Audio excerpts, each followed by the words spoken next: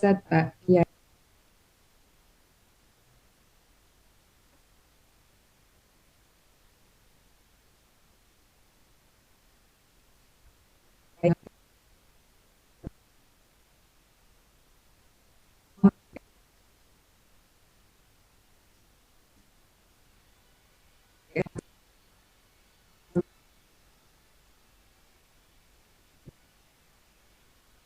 Sedang ada kegiatan dengan kawan-kawan organisasi guru dunia. Begini, saya hanya ingin mengantarkan aja. Pertama, terima kasih undangannya. Yang kedua, kami itu mendengar.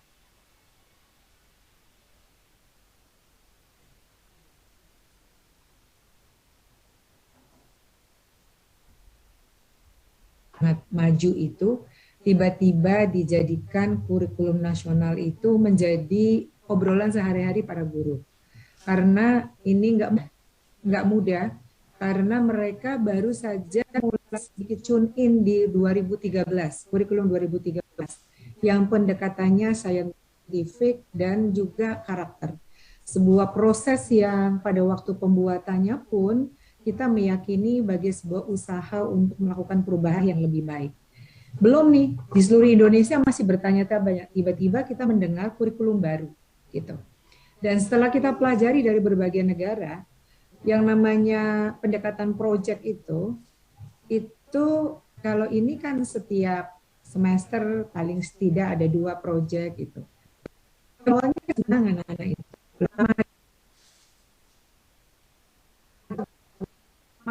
Jadi kacamatanya dengan kurikulum modern, tapi tidak dilihat konteksnya Indonesia dengan segala keterbatasannya para guru di daerah. Jadi ini kami mohon amat sangat berhati-hati.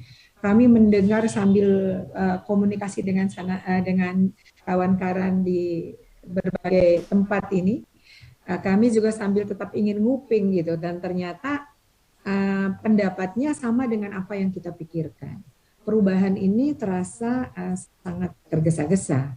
Karena kami dulu waktu merubah kurikulum 2013, Ibu Hetiva saya ingat betul ikut terlibat, datang mendengarkan, kita menyiapkan sampai ada yang nasional. Ini kita diubah dengan perubahan itu cukup signifikan gitu. Nah, jadi sekali lagi kami seperti yang lainnya memerlukan kajian berbagai pihak. Pertanyaan sederhananya adalah bahwa ketika kita sedang pandemi nih baru mau kepada pemulihan, disebut-sebut ada learning loss, disebut-sebut ada pernikahan,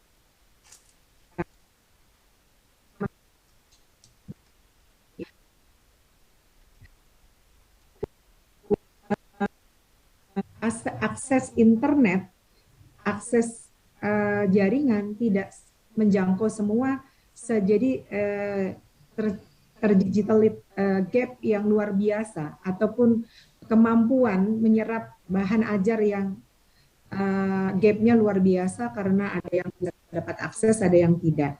Pertanyaan teman-teman di PGRI itu sederhana. Apa itu jawabannya kurikulum diperbarui atau kita menyiapkan satu kurikulum?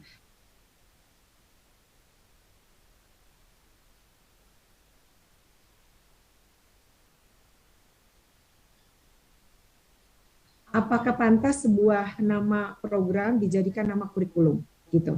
Saya nanya aja sama nanti Profesor Azumadri Azra lah ya.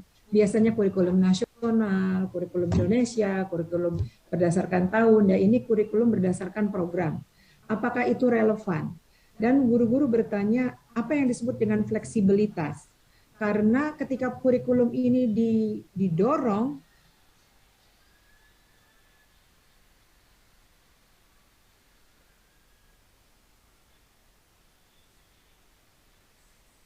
tanya ini pintu masuk untuk penghapusan tunjangan profesi ya. Karena dengan sendirinya pemenuhan 24 jam itu tidak bisa dipenuhi. Jadi banyak hal baik secara konseptual maupun problematikal secara undang-undang maupun yang teknis yang akan ditemui di dalam implementasi kurikulum Merdeka ini. Jadi apakah iya kita itu harus meninggalkan legacy perubahan kurikulum, perubahan undang-undang, ataukah kita perlu dengan sangat bijak mengajak para ahlinya untuk duduk bersama. Oke, fine, bahwa sekarang kita perlu perubahan, tapi perubahan seperti apa yang tepat? Itu kira-kira. Dan selanjutnya kami memberikan kesempatan kepada guru-guru muda kami, ada Pak Jejen dan Pak Dudung, yang akan menyampaikan. Tolong berbagi waktu supaya ada diskusi. Dan saya kembali lagi bergabung dengan teman-teman yang sudah lama ya, Pak Fikri, Pak Ustadz. Silakan. Janji lama. Para profesor, terima kasih. Para teman-teman, terima kasih banyak atas kesempatannya bagi PGRI.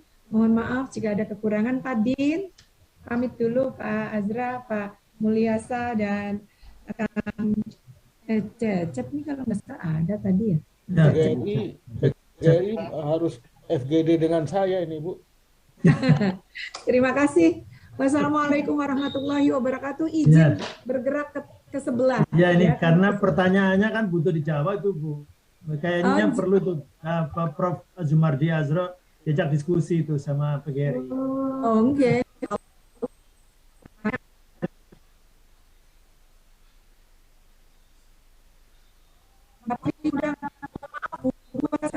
Saya ada acara beberapa kali, jadi minder duluan nih. Ada orangnya.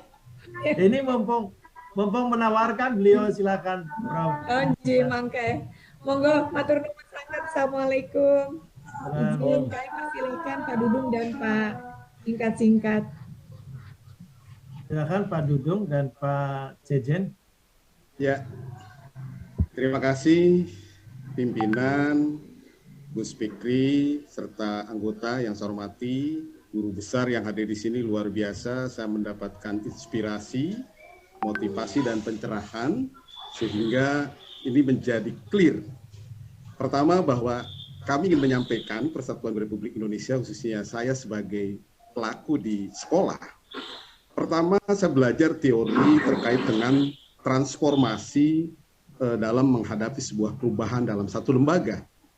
Bahwa yang harus dikuatkan oleh pemerintah adalah pertama bagaimana menguatkan sistem, yang kedua bagaimana menguatkan kultur, dan yang ketiga bagaimana menguatkan kebijakan. Nah, di satu transformasi langkah yang pertama mungkin Kemendikbud sudah sukses membangun sistem. Tapi yang kedua lagi-lagi saat implementasi membangun sebuah kultur, membangun trend watching, membangun envisioning, membangun paradigma berpikir, membangun mindset para guru dan stakeholder pendidikan, itu belum sukses.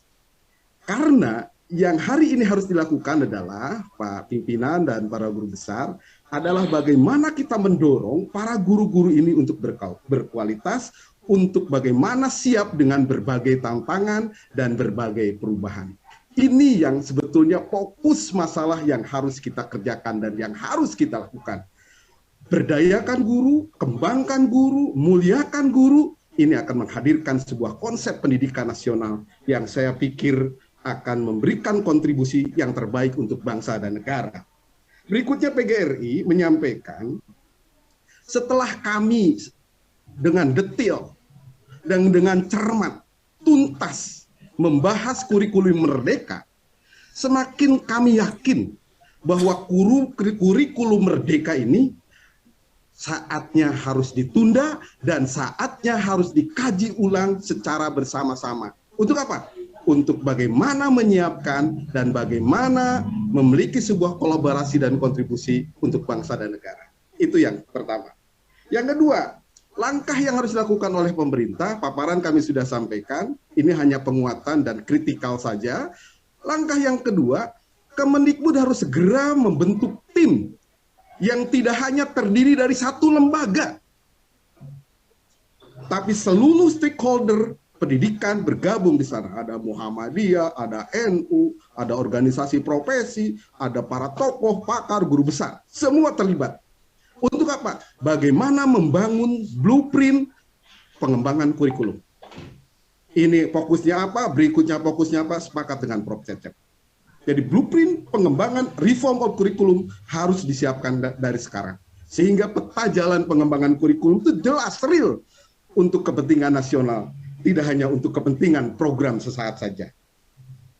Berikutnya yang terakhir, dari saya terkait sinkronisasi, menurut pasal Undang-Undang Sistem Pendidikan Nasional, bahwa kurikulum yang sekarang dikembangkan, kurikulum Merdeka ini sedikit bertentangan dengan pasal, sepakat dengan tadi dari Kemenkumham bahwa harusnya ada satu sistem pendidikan nasional, turunnya harusnya ada satu sistem kurikulum yang dikembangkan secara nasional, nanti tingkat lokal dan seterusnya dikembangkan.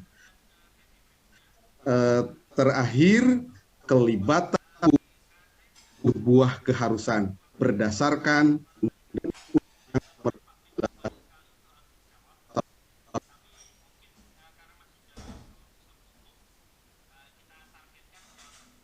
sistem pendidikan nasional, terutama pada kurikulum Merdeka. Jadi Bapak Ibu sekalian yang saya hormati, terakhir saya bertanya kepada guru-guru di Indonesia perwakilan yang sekolahnya sudah melaksanakan kurikulum Merdeka, banyak masalah yang dihadapi, mulai perubahan dari kelas ke guru repot, mulai tidak adanya jurusan, anak menjadi untuk bagaimana, kemudian tugas guru seperti yang disampaikan oleh Prof. Azumardi. Ini tidak mudah. Konsep ideal mungkin iya, tapi Indonesia akan kesulitan dalam persoalan. Apalagi ada dapodik yang sangat kaku. Guru akan diberikan dengan konsep dapodik yang sangat kaku. Kemudian terkait dengan bagaimana kurikulum itu boleh di SD, boleh tidak tematik, boleh tematik. Ini juga hal-hal yang harus dikembangkan dan dipikirkan secara bersama. Mereka banyak mengeluh. Nah, kalau sudah kebijakan ini banyak persoalan, menurut teori kebijakan, berarti kebijakan ini tidak menyelesaikan masalah. Padahal kebijakan harusnya menyelesaikan masalah. Bukan how to create the new problem, tapi how to solve the problem. Ini pandangan dari guru SD. Saya kebetulan ngajar di SD, jadi pandangan-pandangan luas terkait ini akan merepotkan, menimbulkan kastanisasi pelayanan pendidikan, bahkan total quality of education pun akan terganggu dengan konsep-konsep perubahan yang radikal, tidak berawal dari kebaikan kurikulum 2013, konsep kekurangan kurikulum 2013, kalau itu yang dilakukan, mungkin kurikulum ini akan menjadi sesuatu yang bermakna untuk para guru. Saya pikir itu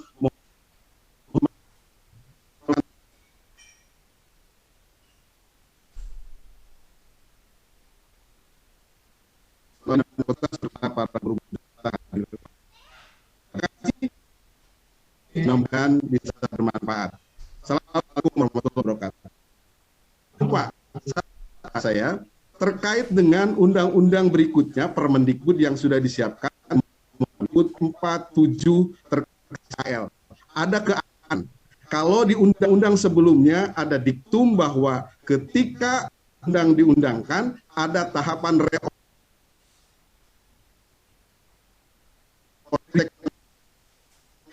undang-undang sebelumnya ini akan ada 81,6% yang melaksanakan 2013. Artinya SKL-nya adalah kurikulum 2013. Ini masalah juga. Terima kasih. Baik, terima kasih Pak Dudung, dan selanjutnya berbagi Pak Jejen. Ya, Assalamualaikum warahmatullahi wabarakatuh. Yang kami hormati Pak Fikri, Fakih, Panja ya, Ketua Panja atau Ketua pertemuan kita ini, Bu Hetifah, Kang Dede Yusuf, saya lihat ada di mobil tadi, dan hadir Pak, hadir. Oh, Kang Dede, ya. Ya. Kemudian juga anggota Panja atau pimpinan Panja yang lain, mohon maaf tidak bisa menyebutkan satu persatu.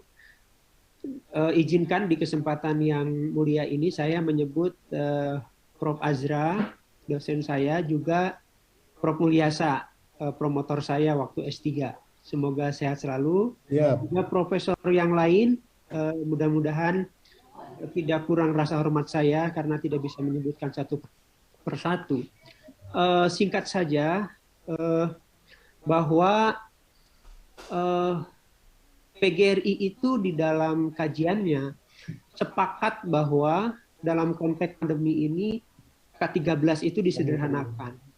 Tetapi dalam perjalanan kita mengetahui bahwa akhirnya guru-guru kepala sekolah harus memilih 3 model kurikulum, dan sudah pasti dalam kajian yang kami temukan ini menimbulkan satu kebingungan di tengah guru-guru. Di satu sisi mereka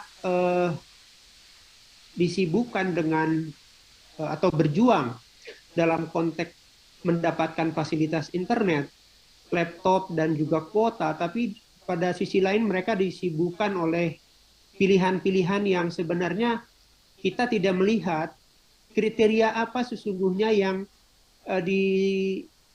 disebutkan atau disiapkan oleh kementerian terkait sekolah apa memilih kurikulum apa yang tepat. Karena itu bagi kami PGRI kurikulum ini menimbulkan diskriminasi pelayanan pembelajaran, apalagi di era pandemi ini. Pada akhirnya penerapan kurikulum ini jelas tidak efektif karena sekali lagi sesungguhnya konteks guru atau pembelajar pendidikan kita saat ini bukan pada perubahan kurikulum yang bersifat administratif, tapi justru pada bagaimana pemerintah memastikan fasilitas internet, pemerataan internet dalam konteks kita masih melaksanakan pembelajaran jarak jauh atau online. Juga demikian juga kalau kita berharap yang sangat ideal, tentu pemerintah bisa membantu guru-guru untuk memiliki laptop dan kemampuan untuk membeli kuota. Belum lagi kalau kita melihat dalam konteks saat ini, alih-alih memenuhi kebutuhan internet dan fasilitas belajar daring itu, pemerintah disibukkan saat ini atau guru-guru pada akhirnya itu dengan program-program guru penggerak, sekolah penggerak, organisasi penggerak, dan seterusnya. Selanjutnya ada kendala implementasi yang sesungguhnya dirasakan oleh para guru di lapangan bahwa terkait program pemerintah dalam hal ini melalui guru penggerak yang pada akhirnya dia sampai implementasi kurikulum prototipe di sekolah-sekolah penggerak, itu para guru menyampaikan kepada PGRI bahwa sangat melelahkan. Sangat melelahkan pelatihan 6-9 bulan di tengah pandemi ini. Jadi bayangkan pemerintah sepertinya mengambil pilihan yang tidak bijak dalam konteks pandemi ini, di mana guru-guru melakukan pelatihan secara daring selama 6-9 bulan. Maka ada satu fakta yang kita dapatkan, guru ini menelantarkan pembelajaran di kelas di satu sisi, tapi di sisi lain juga guru-guru menyampaikan kepada kami bahwa kurikulum ini belum siap dari sisi banyak hal. Kita bisa sebut misalnya bukunya belum siap, fasilitas sekolahnya belum siap, karena kita semua sepakat dari awal hingga sekarang bahwa kurikulum ini terkesan dipaksakan, in a hurry, sangat terburu-buru. Dia bertentangan dengan satu proses ideal kebijakan yang harus dimulai dari status studi berbasis masalah, tapi ini terkesan dipaksakan. Jadi PGRI tidak melihat tahapan penyusunan kebijakan ini diabaikan oleh pemerintah. Seperti misalnya kita sebut piloting untuk kurikulum merdeka ini, kita tidak lihat dari K13 ke prototipe, kemudian tiba-tiba pada akhirnya pemerintah mengumumkan kurikulum merdeka. Selanjutnya, kalau kita membaca atau PGRI membaca, itu merupakan K13. Kami baru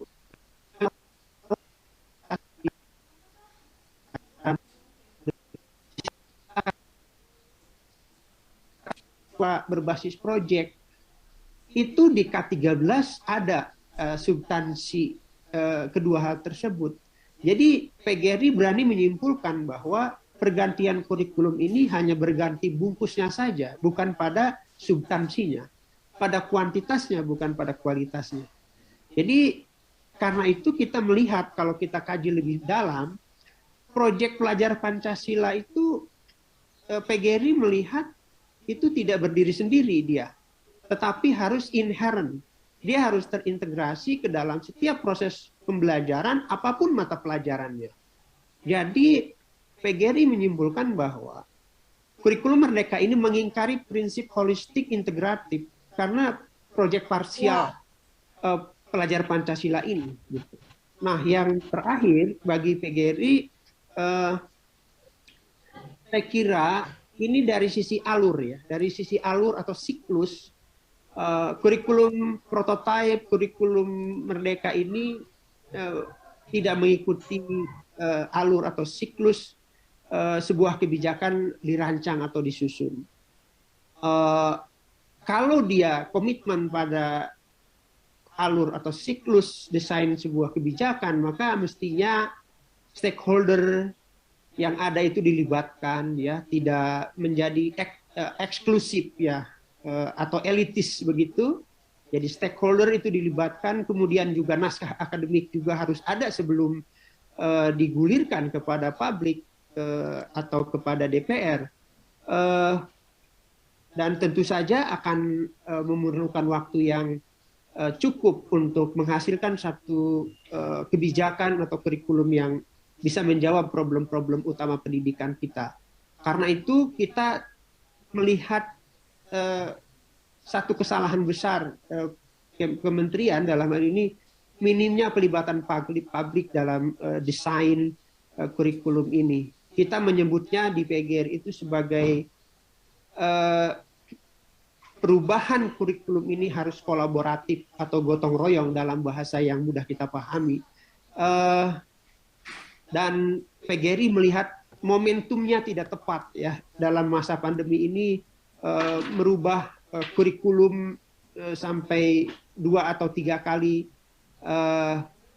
Saya kira tidak bijak, keputusan yang tidak bijak. Dan saat ini PGRI melihat pemerintah seharusnya fokus pada bagaimana meningkatkan kualitas guru sebagai kunci dari keberhasilan satu proses pendidikan. Hanya dengan fokus pada perbaikan gurulah capaian belajar atau yang kita sebut sering learning loss, learning hilang itu bisa terpenuhi. Terima kasih Mas Fikri, Bu Lathetifah, Kang Dede, dan tim Panja. Semoga sukses. Mohon maaf atas segala kekurangan. Assalamualaikum warahmatullahi wabarakatuh.